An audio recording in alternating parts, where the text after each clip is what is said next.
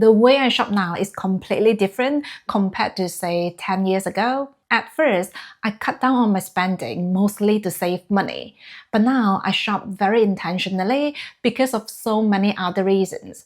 For example, I want to have more time for myself, I want to have a tidier home, and also a timeless wardrobe.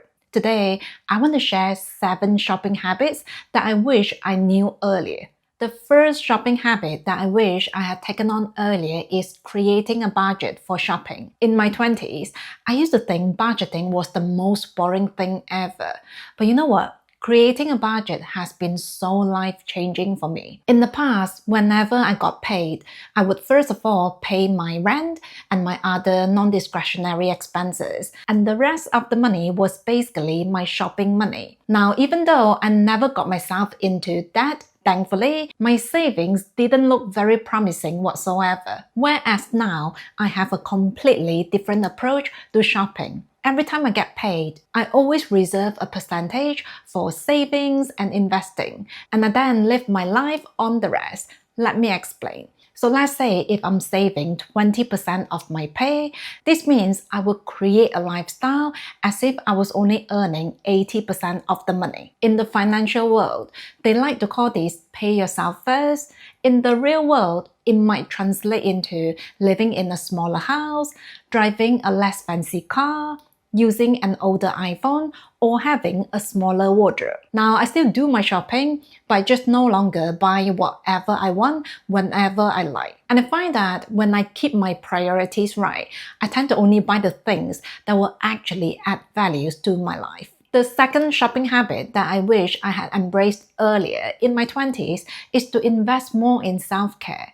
You see, I used to buy a lot of designer handbags and expensive jewelry, but I was always quite frugal about spending money on myself. For example, you would really have to convince me to go for a massage or a spa, even though I thoroughly enjoy it. Fast forward to now, I would happily pay for a good massage because that's my way of relaxing and distressing. In fact, recently I went to India and I had several really lovely massages, and it was worth every single penny. Skincare is another form of self-care for me. Personally, I love using skincare gadgets because I feel like they really help to maximize the benefits of my skincare products. Recently, I've been loving this FAQ 202 by L'Oreal, which is essentially a silicone LED face mask. This device is so easy to use and really handy as well, especially if you have a very busy schedule. The idea of this is to treat your skin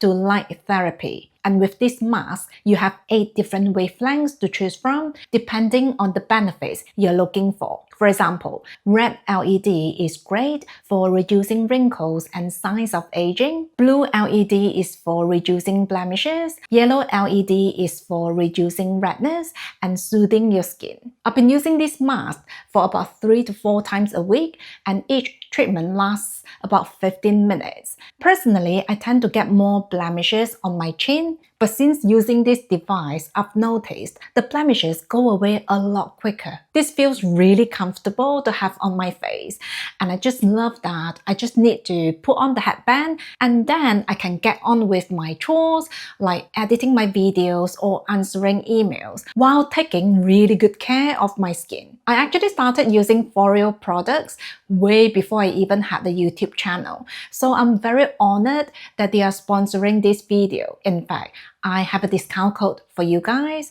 It will give you 30% off for all their products, including those which are already on sale. So make sure to check them out. Shopping habit number 3 that I wish I had taken on earlier is to always shop with a plan. This is so important because it will prevent irrational or impulse shopping. For example, I used to get really excited in the duty-free shopping area in the airport because it felt like everything was on discount. It was the same as well when I went to designer shopping outlets. So what happened was I would buy a lot of things just because of this fear of missing out. The thing is though, duty-free shopping can be a good thing and you can actually make a savings as long as you buy the things that you actually want. Personally, I don't go to designer shopping outlets anymore, but whenever I travel, I always make sure to have a duty-free shopping list.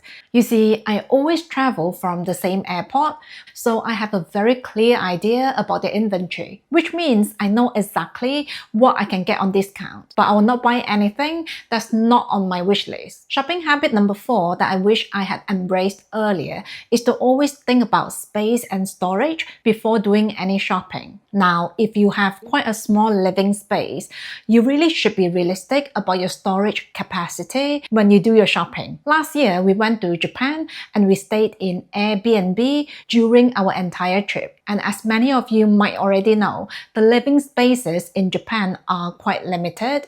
And I remember talking to my husband about if we ever live in Japan, we really have to be so minimalistic with our shopping just to keep the living spaces tidy. At the moment, we are quite fortunate in the sense that we are not as restricted with space, but I'm still very intentional with my shopping. Before I buy anything, I always try to visualize where I can keep this new item, and if I cannot find the space for it, it's not coming home with me. This is the reason why I don't tend to buy souvenirs when I travel, unless if it's something that I can actually put to use. For example, a book or a planner. In contrast, I'm very reluctant to buy things like ornaments or key rings or snowballs because I actually have no idea where to put them, plus I don't want to accumulate clutter in my home. Shopping habit number 5 that I wish I had embraced earlier is to learn to say no without feeling guilty.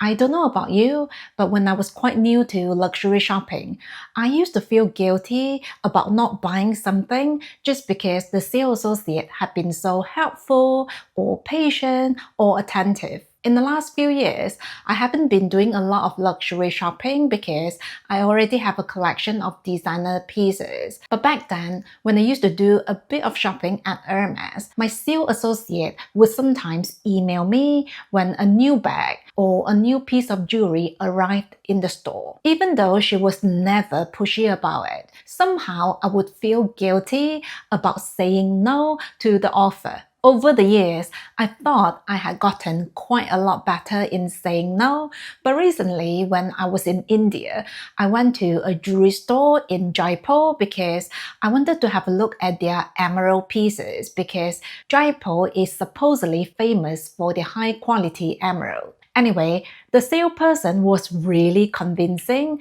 and I almost felt like I had to buy something just because I had taken up quite a bit of his time. On top of that, my husband also suggested that I should get a little something as a souvenir for our trip. Eventually, I politely said no, but the atmosphere in the store did become a little bit awkward, especially because we were the only customers in the store at the time. Anyway, I'm so glad that I did not cave in. By the way, if any of you would like to see my travel vlog in India, please let me know down below. Shopping habit number 6 that I should have taken on earlier is to embrace mid-range luxury brands. I've spoken about this quite a lot, but I really have been enjoying my mid-range luxury bags. For example, during our trip to India, I used my Oleander backpack and it was so practical, lovely and stunning. This looks a bit like the Laurel Piana bag, but I love this one because it has a hidden back pocket where I like to keep my phone. In fact, this has now become one of my favorite travel pieces. Another bag that I used for this trip was the Atelier's August bag, which I carried to the Taj Mahal. I mean, what can I say? For a long time, I've been singing high praises for this bag and I absolutely recommend it. Now, this is not to say you should never buy Hermes, Dior or Chanel, but I feel like the landscape of luxury shopping has been changing in the last few years. And personally, I now very much enjoy practical pieces with excellent value for money. Shopping tip number 7 that I wish I had embraced earlier is to spend money on creating a really timeless wardrobe. And I don't mean you have to restrict yourself to only those really expensive designer pieces. The way I see it, Timeless pieces include those really carefully selected high street pieces as well. Now, even though I have a small selection of designer scarves and outerwear pieces, I love my high street pieces just the same, and I plan to continue to wear them for many years. For example, I love my cotton t-shirts from Grana, and I have them in several colors. I also really love my Uniqlo pieces, including my summer hat, UV jacket, and crossbody bag. These are the pieces that I can see myself wearing for a long time, so in my opinion, they are timeless. Now, the whole idea of having timeless pieces is just so that you don't have to keep buying new items for your closet, because what you have already works really well for you. And those are the 7 shopping habits that I wish I had embraced in my 20s, or as soon as I had any spending power, really. I think if I did, I would have saved myself so much time, money, and trouble. But we all live to learn. I hope you found this video helpful. Thank you so much for being here. Take care, and I will see you soon.